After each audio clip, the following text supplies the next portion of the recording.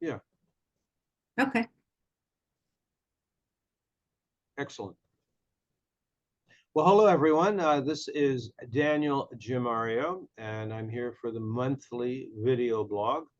And now, again, joining me for this part three of an investigation that we've been doing now for over a year is Elise Herbert. Hey Bear. Hey Bear.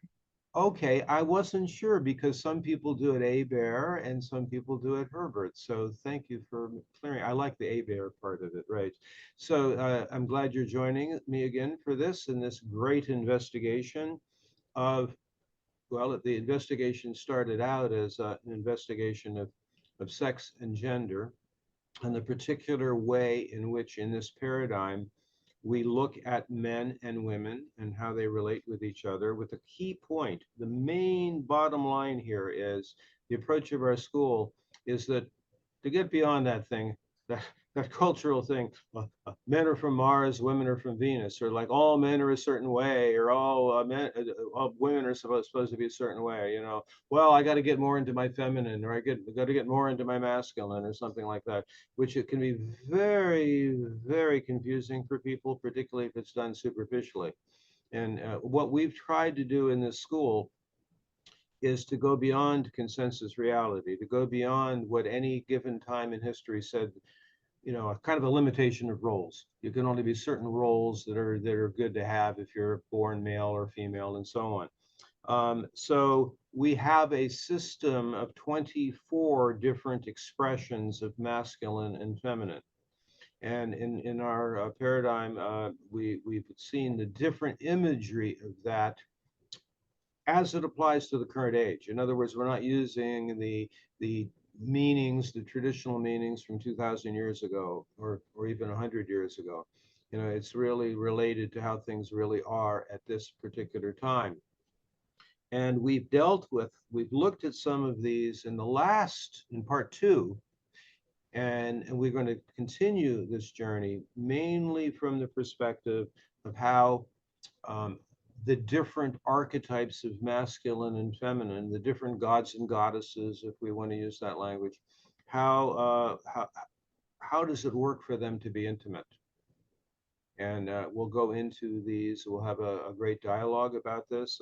It's really Elise's specialty. She'll talk more about it here in a couple of minutes. I do want to say here that to really fully get the understanding of what our school is doing with this material, I do suggest that you'll have had a chance at some point to see part one and part two, because part one has a lot of slides and a lot of background information, as does the part two. And we will have as a resource, as you'll see as we go through this, a resource that is similar to what was in part two, where they'll help give some imagery to what we're discussing. Now, I wanted to make two quick announcements, you know, which I think is useful for the members and actually just the persons who are reading this newsletter uh, or seeing this on YouTube. We still have about 4 openings for the eclipse event that's happening in Ohio, which also includes a course, actually course 5, the synodic cycle overstory course.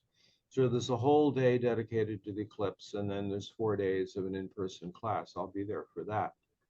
And there also now, we weren't expecting this, but we do actually have about 4 openings for the Kalanish lunar standstill event. So that's, in fact, you'll see in the newsletter that the same newsletter you're watching this from is a short video that we did to give you more information about the June event. We've been waiting 19 years, you know, for this to happen, and it'll be my 14th trip there. So I'm really excited about going there. And then we do have our equinox seminars coming up in just a couple of weeks now. One of them is on the remarkable and astonishing astrological aspects of April. I'm doing that with Mary Curran And then also with Vivian, we're doing a whole presentation on the lineage.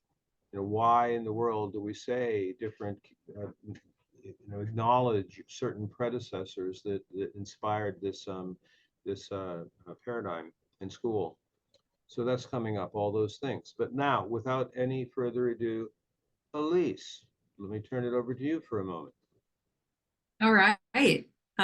Why don't we get started with our first sign here, So which is Pisces. I was just going to say, I forgot to give this intro part, Elise, is that what we decided to do was to look at the ones that are topical or timely right now relative to the movement of Venus and Mars at this time. And the fact that the ones we're going to be looking at are based on the Venus and Mars dance happening in the sky now and what happens over the next few months. And we've taken into account your requests. So Yes. that's what we're going to be looking at. So I'm Yeah. sorry, back to you, Elise. Yeah, no problem. Thank you, everybody, for your requests on what you wanted to see next. And so what we're going to talk about with each sign is really how the feminine version of Pisces, the masculine version of Pisces, and all these signs want to be valued. That's a big part of our presentation here. And so in thinking about Pisces, Daniel, Pisces just archetypally and mythically is often associated with Dionysus. And it's his intoxicating eroticism that's sort of like the Pied Piper for women. So there's that Piscean desire to ecstatically merge with another, along with the heart healing capabilities. So I imagine sex and intimacy could be really healing. And then there's also the fact that Dionysus is this way with all women. It's not necessarily maybe a personal connection, and he disappears until the next festival. So I'm wondering what your thoughts are on all of that. Well, what you're bringing up regarding the Dionysian aspect of it is, for the most part, applies to the masculine version of it. In fact, it's at the current time period now, the female expression of Pisces does differ a bit from the mythic imagery that would be associated with the male version of it. But both of them have those ingredients of transpersonal, and they also are in that category of being givers. And that desire for the ecstatic experience that can come from union, in personal intimacy, it actually derives from an even larger desire for connection, which is with different words for it, bhakti, diksha, ananda. So basically it's that a sense of being lovingly connected to creator through the feeling function and through it's something that's more feminine. So like even if the masculine version of Pisces is much more toward the yin side than the yang side. See, so they both want to be valued by what they have to offer, what they're giving, and their capacity to create nourishment, intimacy. But as we'll see, the difference when we get to Cancer, which has some of the same flavor, um, it's not discriminating as to that's my wife or that's my boyfriend or something. It's transpersonal with the desire to provide that, and the word we use is transpersonal. And actually there are versions of this that are entirely renunciate, where there isn't even that much interest in having it be personal. So it's like that comment that I think it was Mother Teresa that said at one point, did you ever mind not having a husband? And she said, you don't understand, everyone is my lover. I mean, that's an example of that sort of renunciate, universal giver love perspective. Now, there are, shadows to this. I mean, if we're looking at the what you led with, which is a tremendous way of looking at all of these. How would they desire to be valued? So that if you got if the woman in your life it has Venus in Pisces, well, then you're actually getting a very great clue about how they want to be valued. And same thing is the guy in your life is Venus is Mars in Pisces. So for women, it's the Venus position, and for men, it's the Mars position. That is what they wish the most to be valued for. Even more important than to be valued for a sun sign or for the moon. It's to truly, in a vulnerable sense, to be valued for this. But there can be challenges here, particularly if it's transpersonal. So a lot of, say, men or women who have this position, it's why Pisces has that reputation, because there's such a desire for ecstatic experience that it's, well, I mean, the best expression of it is the highest element of it is being drunk on God. However, then you have the other elements of it, poor man's mysticism. We'll do whatever it is we can find to do to get high, to have that experience of the full-on feeling function all the way. And in personal relationship, this can actually be one of the, along with Libra, the two that are most prone to, we could call it horizontal codependency, where you merge so much with another person that you lose any sense of who you are. So there's the ability to know the self is less strong in a relationship with Pisces, because there's such a desire to go into that super merge. Uh, you become what the other person is feeling. It's kind of that joke. I can't remember whether we brought this up when we talked about Taurus. It's exactly the opposite of Taurus. So the codependency joke for Pisces is you're making love, and it's Piscean, and it's, well, tell me, how was it for me? In other words, it's up to the merge to know what's happening. Well, with Taurus, it's like that other person is there, so you can have an even deeper experience of yourself. There's not the empathy that's associated with the other. It's the assumption the other person's having a good time. I guess you could put it that way. So it's very, very different kind of thing. And the one additional factor, and I'm going to bring this up right now, because it applies to Cancer also. That is, if you wish to be valued for the providing nourishment, like I am feeling safe to be loved by you. So like a woman with Venus and Pisces wants to be valued for that. A man with Mars and Pisces wants to be valued for that. It gets very tricky, because it could become then the role of the healer or the role of the therapist, let's say, and then that loses the horizontal nature of it. It then becomes, like, in a sense, hierarchical. So I generally will often warn an individual that have had, like, maybe over and over and over again what could be considered to be addictive relationships, where women who just simply want to take care of bad boys, let's say, right? Or guys that think they are the sexual healer for all women, or something like that. There can be versions of that, the ultimate position of certain dakas. The issue there would be that when it operates like that, it loses the really personal element. That it becomes so transpersonal that the individual who is more personal could really be hurt by the experience. Like if if that, oh, this person, this guy is my ultimate healer, right? But so you think he must be my beloved, he must be my husband or something. Not necessarily. No, it's a sacred connection, really, not so much a personal one.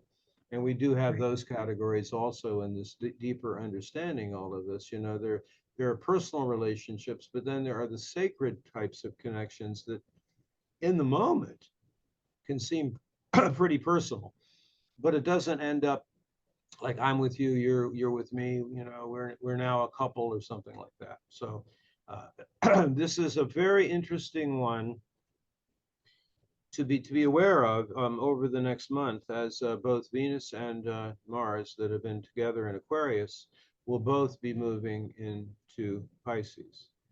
So therefore, this awareness of this one, you know, I think maybe as a last thing I'm thinking about here, Elise, is when this is the sacred marriage, meaning if a guy is projecting this, or if a woman is projecting this, it's very difficult for it to be fulfilled through another human being. You know, so usually it demands the individual having that transpersonal relationship with that, uh, you know, with a Christos with Sophia, okay, or with uh, a certain expression of Mother Mary, or maybe it would be a connection. I know this is tricky to put it this way, but archetypally, it really matches.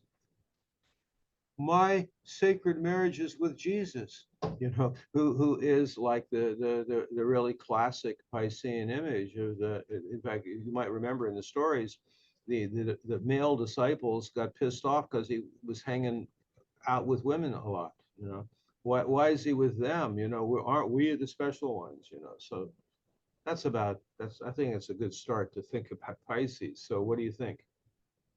Yeah, I do. And I wondered if we've said this before when in our, and maybe it was part one or part two, but just a little bit about how the masculine and Pisces hasn't been valued in our culture. And so if a woman is with a man with Pisces energy, just how important it is to recognize that and to really value him for being a giver. And I wondered if you had anything more to say about that. Extremely important, and in some of the ones we're going to be looking at today, like Libra and Cancer, very much fall into that category. That there's a I think we discussed this in a previous one, that Jung's definition of masculinity was to know your sword and to know how to use it. Now that is not a reference to how good a sword fighter you are. That is more about like what turns on what causes the man to feel strong as a man. You know, it's a more of a phallic image, I guess you could say. You know, so Mars and Pisces, wow, I feel powerful as a male because I'm a great provider to my family and children, right? If it happens to be Pisces, it's like I'm very much valued as a man because the woman I'm with recognizes that maybe he knows more about emotional intimacy than she does. And that actually happens a lot when Pisces is on the descendant, or if the woman has Mars in Pisces. Um, Yeah. and so to value those qualities, as opposed to just imagining men are all supposed to be, you know, just you know, warriors, or the detached father principle, or just a teacher of consciousness. You know, these are whole other expressions of the masculine principle that are every bit as valid. Right. Right. Right. Great Yeah. point. Yeah. And then so just to sum it up, what might be some foreplay techniques of Pisces? Well, it's certainly, if we're just looking at it from the perspective of how the person desires to be valued, they do desire to be with someone who's open to receiving from them, you know, who trusts them for the fact that they do know what they're doing. Now, Mhm. clearly, there have been many cases of men or women who are fooled, you know, like where an individual might use that as a seduction technique, let's say, you know, I mean, this does happen. But if the individual has that position, Mars or Venus in Pisces, they do really truly want to be valued for their depth in that area, their emotional, so that you can tell this by looking at somebody's chart. That's why it's really important to know the chart of the person you're involved with. So if you say, wow, the guy that I'm with, he's just like that. And then you look at the chart and it's like maybe triple Gemini. Well, that's the ones that shapeshift into that because they want you to feel that they think that's what you want, you know, but it's not real. So to be able to see exactly what the archetype is, and to know what it's wanting to be valued for and what its capacities are is super important. Very, very good. Uh, let's see. I think maybe we move on to Cancer. Yeah, there's similarity there. In fact, we don't have to tell all the same stories here, but let's see what the difference is because it's another one of these giver ones. Yeah, I am. We have all of these on the slides here, as you can see, right? So here's just giving you a chance. These are from the shamanic astrology divination card deck. Which are So great. so here we So have, Cancer. yes, go ahead. Oh yeah. So here we have Cancer. It's about home and roots and family and creating safety for everybody, including the inner child of adults. And you know, Cancer is emotionally sensitive and it's vulnerable. So I was thinking about it and just feeling like I bet Cancer is pretty discerning just because they are sensitive and vulnerable in sexual situations. Um, and it's also identified as a giver and not the best at receiving. So I'm thinking it might sort of abnegate itself in the sexual arena, just over giving and sort of they disappear. And I just wondered what you had to say about that. Well, the first thing to get about this one, say relative to Pisces, it's not transpersonal. So it's in this category called culture bearer. And in the way that usually will operate is that you're able to provide nourishment, but in a hierarchical sense, personally, but to those who you specifically designated as the ones that you are born to love, your kids, members of your clan, members of your tribe, members of your gang, you know, of your team, you know, like that. And so it's personal toward the ones that are part of your group, particularly with family. Um, but the goal of the archetype is to make it work for them, you know, hold it together for them, to be valued for your ability to provide responsible nourishment. Now, the downside of this one can be another kind of codependency, which is more of a vertical codependency. You know, so like if you have a woman who is a Cancerian version of mother, then she's 80 years old and she keeps talking about her 60-year-old baby. Or you have plenty times Cancer is not necessarily, it doesn't have to literally have children, but it could be the same role as a therapist or as a teacher. And where therefore the individual holds on to the special one, won't let them graduate because they'll lose their job. You know, so but there is this commitment capacity that's really in there, which is why it's a culture bearer thing, you know. So the definition is you're providing nourishment until the seed that you're nourishing grows to its maturity. And And then this is throughout history, the one that has been uh, dedicated to figuring out the ways that a culture can work regarding family, community, things like that. Now, it's another very interesting thing about this. My gosh, for years, the great majority of the people who came into the school, particularly women, were evidencing, and the intent was that for them to be the non-traditional expressions of the feminine. You know, so they were like priestesses, courtesans, amazons, you know, and so on, right?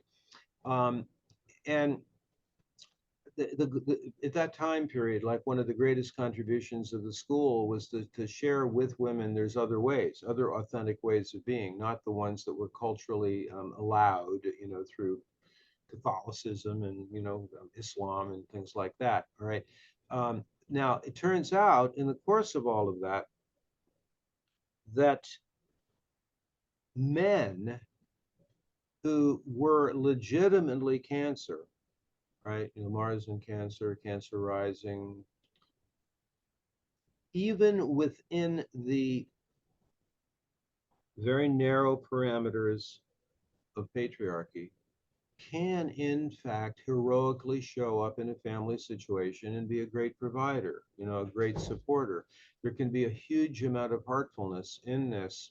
And so we don't necessarily say, well, gee, you know, men with Cancer, they're just going to be like the Mormon husband or something. You know, they're just going to be um, detached and just simply doing their provider role. No, this has much more to do with, like Pisces, having a depth of feeling function, often having greater feeling function that the women they're with. It can happen, you know. And so to be valued for those qualities of responsible, committed nourishment is such an important thing here. Um, what you said, I think, is extremely important, which is that the sensitivity of this is extreme, but what it is they don't generally want to admit, and where the wounding can happen here, is in what you brought up, you know, like they don't have a easy time receiving. So therefore, if they're only giving, they're only holding it together for others, and that's their job, it can end up becoming a control program, which is why a lot of women who have been with these Cancerian type men will end up not necessarily trusting them because they can feel that the guy says, I'm doing everything for you, therefore you're supposed to turn out a certain way. Well, does that not sound like it is sometimes with parents? I've given everything to my firstborn, you know, and why, therefore they must follow in my footsteps. No, these are an example of a Cancerian and family shadow. Mhm. Yeah. There's something here about, for me, about the Cancer Capricorn axis, which because they are committed to each other and it's their that relationship axis and what it's about, that I could imagine this is a closed container between two people, maybe that are on this axis. And so because you're committed, because Cancer is emotionally sensitive, if you're together over time, I could see your sexuality developing inside of a container that's really beautiful. That's also something to point out. And wonder Well, what you that's think why, about. yes, yes. So, for example, I've said in the whole discussion, and it's actually, you can see some of this in the categories that we've established here regarding sex, gender, sexuality, intimacy, is that if a person is within the framework of patriarchy, you know, like the nuclear family, which has not always existed, right? That if two people come together and to have kids together, to be exclusive in that relationship, you know, to have it be a monogamous choice in that relationship is there's a great deal of logic to it, you know. And while other time periods in history that would not necessarily be the case, but that's the category, like Libra Aries, that out of choice one does choose just to be with that person, you know, and it's not morals or ethics. It's more like that's what works. That's what Right. works. You know, other things don't necessarily, at this time in history, don't necessarily work if you're raising kids. Um, I do not in any way, however, with this work, go as far as what was rather popular 20, 30 years ago in the conservative um, um, aspects of the culture, where there were like these talk show hosts and writers that would say, if you're raising kids, under no condition should you ever not be together until they're grown, because you know, so you must stay together for the sake of the kids. But that completely leaves out the fact that most kids, when they're even when they're fairly young, can tell the discord between the parents. You know, Mhm. so it's really, you can't make a bottom, you can't make any kind of absolute judgment on that. At least I don't think so, not at this time. Right. I just want to emphasize, because I think monogamy kind of gets a bad rap lately, that what about a monogamous container? And if two people are really wanting to explore the depths of sexuality, Cancer and Capricorn might have a good thing going, a good framework for that. Right. That's my, yeah. I agree. I agree with you entirely. That's why those show up on that in that particular way of doing categories as being ones that would choose for very practical, workable reasons to have it be in that container. Well said. I like the way you presented that. Great. So anything else on that you want to end on? Well, it's the bit of a challenge that I suggested for Pisces applies here too. If you use that image, that expression, you know, how would the person want to be valued? You know, so if the guy has Mars in Cancer, if he wants to be valued for these qualities, woman has Venus in Cancer, they want to be valued for these qualities. This is maybe the trickiest one of all if you want to have a personal relationship that's really erotically powerful and strong. Okay. Because the tendency of the guy with Mars in Cancer, the woman with Venus in Cancer, is to want to be, you know, the fallback position is the hierarchical, you know, like I'm teaching you this, or I'm the almost like I'm the parent here, you know, like I'm here to take care of you in that area. And that actually can be very disempowering when it comes to personal intimacy. And so I'll generally say to men with those positions, and particularly women to have those positions, if you're in a relationship where the guy you're with wants you to be that, like to be his mother, right? Or if you find that the only thing you have to offer in the relationship is like providing nourishment to someone who's not yet fully mature, um, then if any of that stuff shows up there, turn that person into a client. Don't have them be your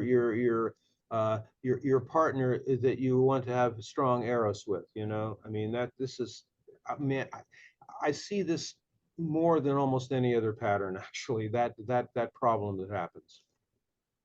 Yeah, that's interesting. I had a client who was with a man who wanted her, to be his mother in that arena. And that's very odd in the sexual arena. Because most women want to be mothers to men. They say, I don't want to have another son or, have a boy that I'm in relationship with. So yeah, that is tricky. But it's very often, though, that a woman with that position, and it will show up with Cancer Moon, right? Also, a Mm. lot. I mean, we have to take into account these same archetypal things happen with the Moon position, also, is more of a deeper addiction and identification with how a person is going to be. A woman could actually intellectually say, I don't want to be the mother of my lover, okay? However, when they have that position, it's so amazing how quickly they can fall into that. because they evidence those qualities so strong that the men out there who need that are just hooking them all the time, and then they don't know how to do it differently, So I say turn them into a client. That's not the one that's going to be great unless you just want to be with that person, because for a period of time you want somebody that you can depend on to be a good parent to your kid. But don't Right. be don't be the mother or the healer of your partner if you have either Pisces or Cancer for your Venus or Mars position for men. Right. Right. Okay, I think we covered that one. Let's Yes, move on to Leo, shall we? sure. Um, so yeah, Leo is all about radical, radiant self-love, making it up as it goes along. And so I imagine with Leo, there's kind of a magical, romantic, inspiring quality to sex when we're talking about Leo, and because of its charisma and also variety, and also kind of making it up as one goes along. And I was wondering if there's an element of Leo idealizing the other. Maybe in the case of a less mature Leo, they might not even really see the other because they're in their own experience of radiating, shining. So I wonder what you've seen with that over the years. Well, that last point you're bringing up there certainly applies to, say, a woman who's projecting, like she has Mars in Leo, or a man with Mm. Venus in Leo. They can be like the brilliance of what they're looking for with their projection can be so overwhelming that they don't see clearly what's going on.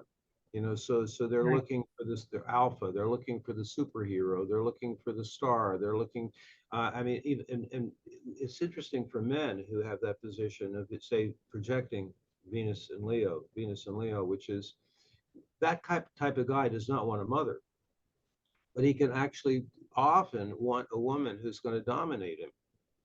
So basically he loves a woman who is Amazonian, in an Amazonian way, strong. And so Yeah. she could then end up with the guy that needs the woman to be making all the decisions, if you catch what I mean, right? So the other factor that I've noticed about this one, if you're looking at it from the perspective of how do they want to be desired, there might be different opinions on this, but this is one which I've noticed over the years, that if a guy has Mars in Leo, if a woman has Venus in Leo, it's about the only one where if you really give them strokes, if you really butter them up, like, oh, you are just so magnificent, you are so wonderful, um, it does not inflate their ego. It act because they already have a big enough one, but but it actually is what produces the vulnerability in them. For them to be recognized for their quote specialness, if you follow what I mean. And if you notice that about them, rather than trying to impress you with it, which they can't help but do anyway, they're going to be trying to do that, is that if you recognize that that's their vulnerability, then they can open up and be the little boy that they actually are, or the little girl that they actually are. Because it really is a healthy, what they want to be more than anything is a healthy 2-year-old, not to have to measure up to some more perfect creation or the judgment of anyone else. They are their own. Uh, the definition is like having the courage to be creator for its own sake. So there is that element of fun, joy. The essence of it is the joy of creation, the joy of one's own existence. You know, so it's tricky because you might think, well, the shadow of Leo, and certainly it shows up with Leo moons. Elitism. I'm God and you're not, and it's that kind of thing. But if it's the new thing that's being developed, like a man having Mars in Leo or a woman having Venus in Leo, give them strokes for their um, specialness, we could say, their connection to divinity. The fact that, because the closer you are to divinity, there's not going to be shadow. It's Mm. really a quality of, if you can be anything you can be with self-love connected to the big love, it turns other people on to being that too. So it's an inspiring kind of thing, which is why it can show up as true leadership. Right. Well, that feels counterintuitive what you just said, because I have dated a man with Leo, and sometimes it seemed like a bit much. So it didn't seem like I would want to encourage that. But what you're saying makes a lot of sense, because that's how their self-love increases. Then they radiate that out, and then it inspires everybody. We But don't necessarily want to promote that just because somebody is sun sign in Leo, and particularly not for the Leo moons. But I'm referring to this. Maybe this was not brought up clear enough. But in the first part one and part two, we do go into this more. Um, in this paradigm, a man's Venus or a woman's, sorry, a man's Mars or a woman's Venus are new things. They're areas where the person is not already an expert at. So they're actually trying it out. They're practicing them. Okay. Same thing for the rising sign. So that's where the vulnerability actually is. That's why right. it works like this for those particular positions. I'm not necessarily saying it works that way for just standard ordinary Leo, but I'm looking at it for the Venus and Mars positions or rising. Right. Mm. This example was Mars and Leo, so it does apply. But Mhm. it seems counterintuitive. So it's a really interesting way to handle that. And if I was going more deeply into that situation, I would first want to see whether or not, I mean, like if the person had Jupiter conjunct Mars and Leo, then yeah, it's pretty expanded. If it's Mhm. Saturn or Pluto to Mars and Leo, then they're really kind of angry about it. So the fact that they aren't recognized. So I mean, that would be a situation where if you did that, that would actually help heal them. Yeah, that's a great point. And on the way the feminine in Leo and the masculine in Leo want to be valued, would you say there's any real difference there?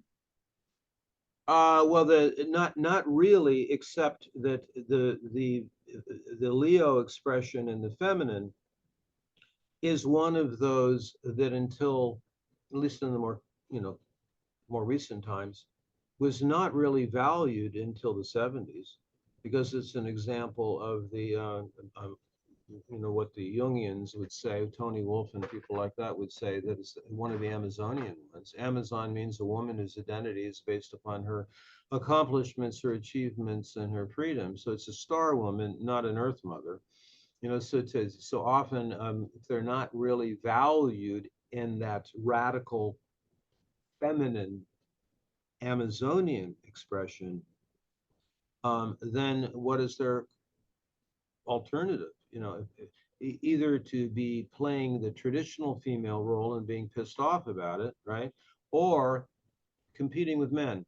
So then they end up becoming the corporate Amazon. They end up having to take on the shadow of the patriarchy in order to have any connection to the authenticity of Leo.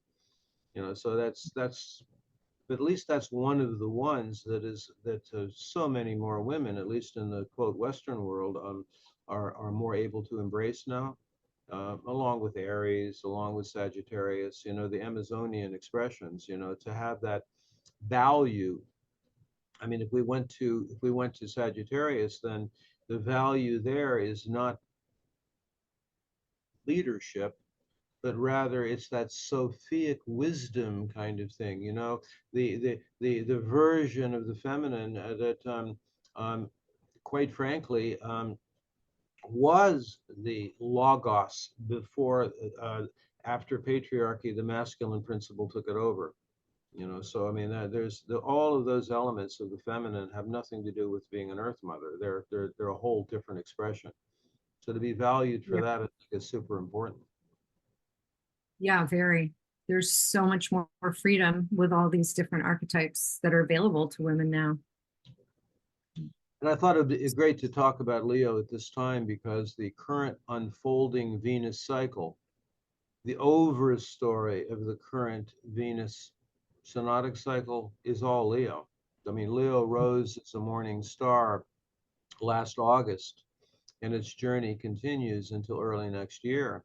And it's all this unfoldment of this expression of the sacred feminine at the time period we're in right now. Important. And men need to know this too, particularly if they happen to have Venus in Leo, or if they have the Leo types in their life. That's you're not dealing with your mother. That's for sure. So let's see. Let's move on to Aquarius then. So this was probably very interesting because just to back to you, but I just mentioned is right now Venus and Mars that have been together in the sky for 10 minutes for within 10 degrees in the sign of Aquarius. This needs to be looked at, I believe. So Yeah. yeah, your thoughts around Aquarius. I know you have a lot to Yeah. say about this. Well, Aquarius has got that, eccentric nature. It's avant-garde. It wants to be free. And so I imagine with that, it's also detached. It's emotionally detached. So I could imagine that it would be sort of maybe a sexually adventuresome sign, as in kind of willing to try anything, perhaps. But then, as I just said earlier, it's also physically and emotionally detached. So like that's an interesting thing to be with when you're in a sexual or intimate relationship with somebody. So just wondering what you've seen there. Clearly, one version of it, particularly women with Venus and Aquarius, men, some of the men too, but more so with the female version of Venus and Aquarius, it is probably the most experimental. I'll try anything. I mean, I'll just tell a personal story. My first wife, who unfortunately is no longer with us, but she had Venus, Mars, Moon, all in Aquarius, and in her 20s. And part of this, I guess, had to do with the times then, late 60s, early 70s, is that she would go to five different bars each week and pick up different guys to see what it's like. So she had these experiences, but she was not a femme fatale. She would actually only pick people who wanted to have the adventure, so she wasn't like, clearly, I'm not looking for a boyfriend. I want to try out this archetype. I want to try out that type of guy. It was very, very experimental. And yet at the same time, the thing that is so interesting for both men and women, Mars and Aquarius, Venus and Aquarius, maybe the only other one that has this similar quality, and that would be Virgo, is the need for space. So there's this thing that happens with if you happen to have the Aquarian archetype, lover, partner, mate, it's like you go deeper, let's say, than you've ever gone before. And the response of Aquarius is that I need space. As if, and so the person who may be a Scorpio type or a Taurus type, it's like, oh my goodness, where'd they go? Because on other places on the wheel, if you go deeper than you've gone before, quickly you want to go even deeper. But to make sure it really happened, But with Aquarius, it's like, yeah, they really did go deep, but then where'd they go after that? They needed to take space. So the fear is that they may not come back. So that's the tricky thing there. But what we recognize after all these years of working with the different archetypes, they need to do that. It's not a neurosis. It's like the need to balance themselves is to go to space, to go to the mind to go to freedom, and then it's processed that way. And if there's something else going on, and then they come back. But it's not no use trying to force them to come back. That's the tricky thing about it. So that need for space is, super important. And it's also the case. Most people that have been with men or women with a lot of this Aquarian archetype will notice that they very, very quickly go into the mental. In fact, sometimes the whole dance in a relationship with the Aquarian type is that if you're a different type, it's like trying to keep them in their bodies long enough, in order for actual intimacy to take place. Because it's weird in that sense, because it's kind of like Aries from a different perspective. Aries goes fast, but you could say that Aquarius, it's not so much that they go fast, they just don't stay present long enough for other forms of intimacy to take over. Much of it has to do with that experimental side, but also from the fact that it comes from space, coming into intimacy. So intimacy is often a very, physical or emotional intimacy is usually something rather new, rather novel. We could put it that way. Right. And that, just to make the point too, that intimacy for Aquarius, a big part of that is the intellectual and spiritual connection. Right.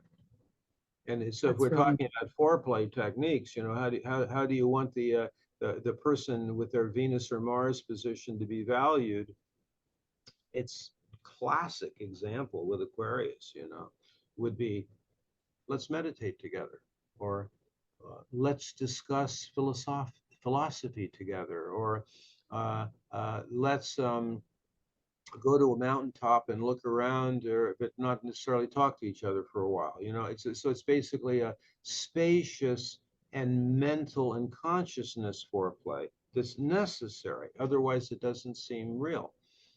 Well, with Scorpio or Taurus, it's the other way around. It's like it's bottom up. Well, with Aquarius, it's top down. If we could look at it that way. good. And would you say there is much difference between the way the feminine expression and the masculine want to be valued here? We could actually make a generality about this, and I've seen so many cases of this when I have clients, female clients that have the husbands that are Mars and Aquarius, Aquarius moon, Aquarius rising, like that. There is a bit of a difference. I mean, the caricature, unfortunately, the caricature is there because it's so often the case, is that the female Aquarian is more like the love and light, spiritual bypass, bliss bunny, different expressions that have been used for that, right? The male version, more often than not, is often exceptions, but but very often it's the way it is. They're the scientists, so basically they're mental, experimental as a scientist. Now at its best, they're truly objective. Not like scientism. So we're not talking about scientism, where science has been hijacked by the highest bidder. But I mean a genuine desire to have an objective awareness of the world. It's something that doesn't have any superstitions, doesn't have any subjectivity, which is why, like, the combination between earth goddess types, the physical, emotional versions of the feminine, can have this judgment against these guys. They don't have a spiritual path. Well, they certainly do. It's a different one than you. Okay. And so therefore it can show up as an agnostic, so it would seem like they don't believe in God or whatever, but they're an expression of it that is humanism.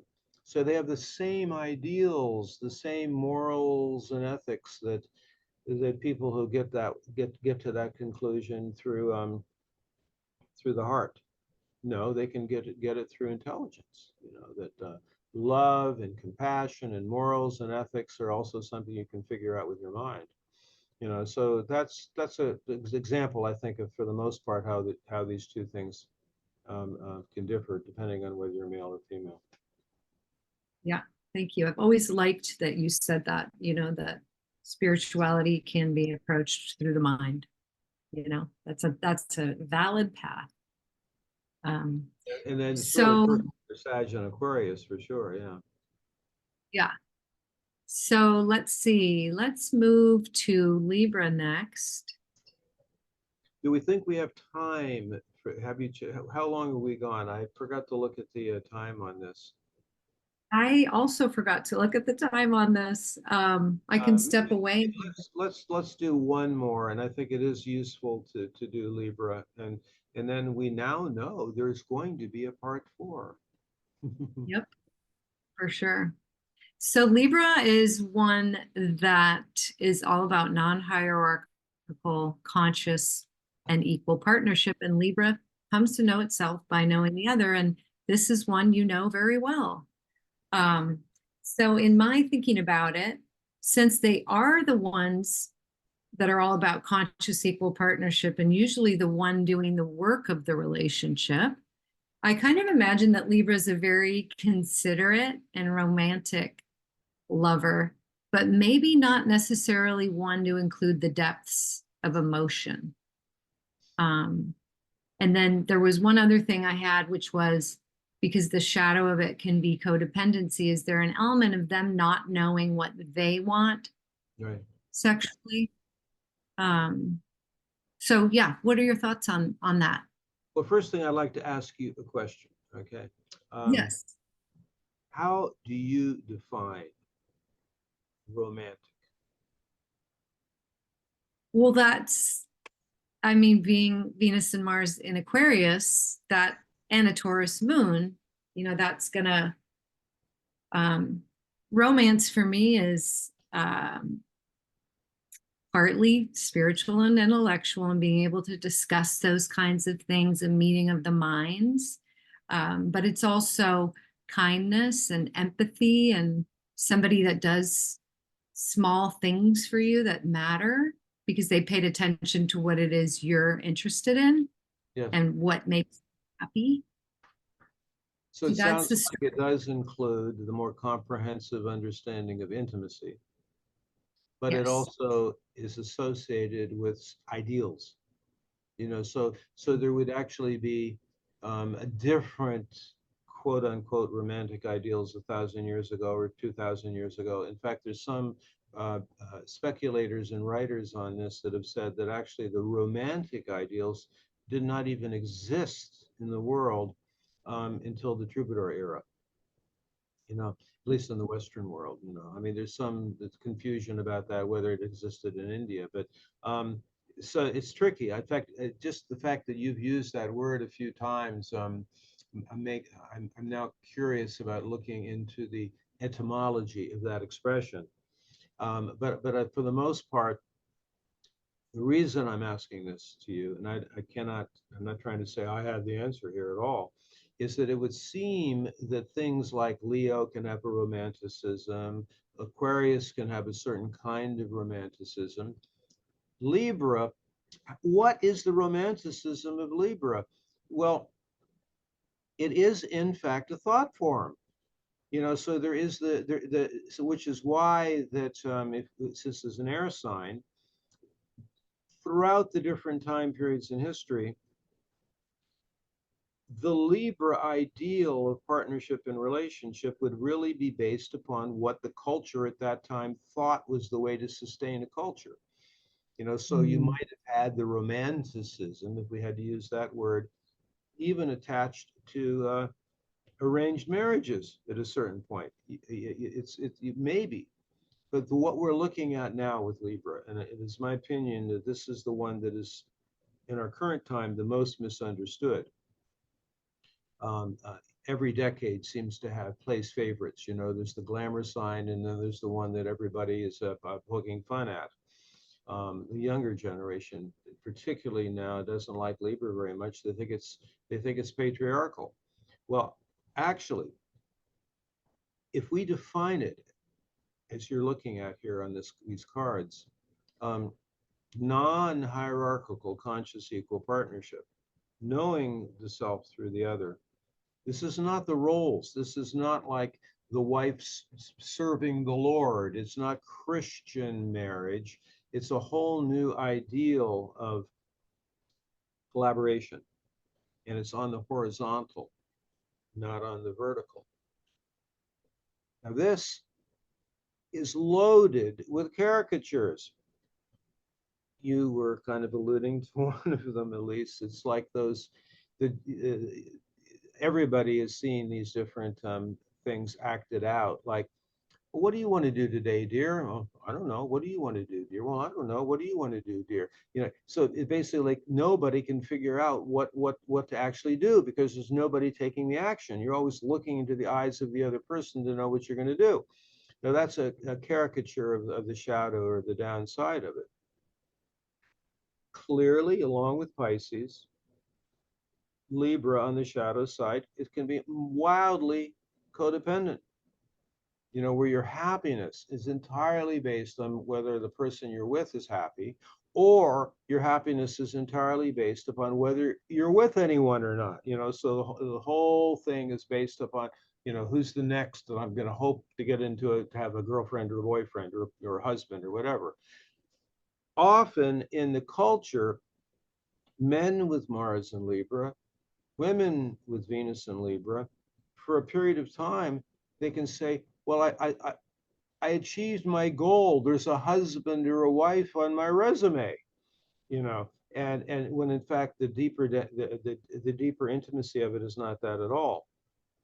So a man, for example, and this is not really understood, the sword quality of a man with Libra is his capacity to work on the relationship, often with a woman who's doing less of it. So that cultural view, oh, it's the woman who carries does the relationship piece, not always true. It is true often, but not always, and not with the Libra archetype. So how to value Libra? My gosh, if a woman happens to be with a guy with Mars and Libra, Libra rising, with these strong Libran placements that are progressive on the chart, value him for that. You know, so for example, let's say you in your mind have, oh, a good partner should have these 10 things. And then you have this guy with Mars and Libra or Libra rising, and he does 2 or 3 of them really well. Value him for those. Then he'll be interested in the things he's not doing, rather than to beat him up for the ones that you are in judgment of him for. The same thing would apply the other way around.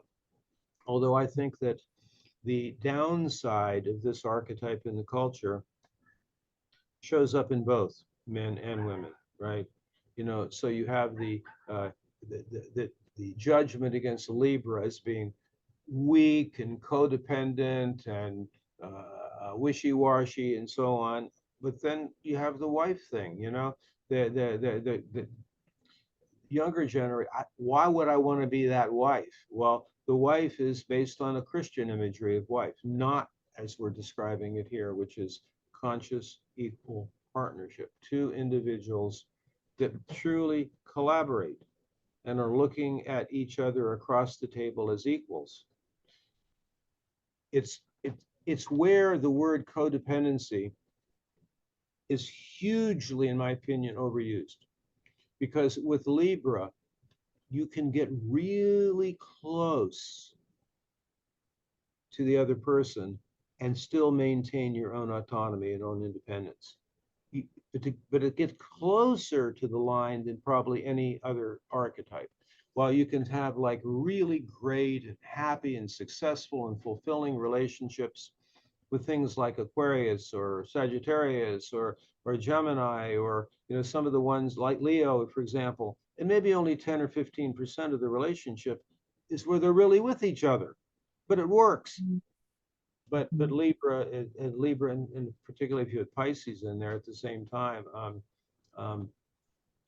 the over-identification with the relationship is always the danger.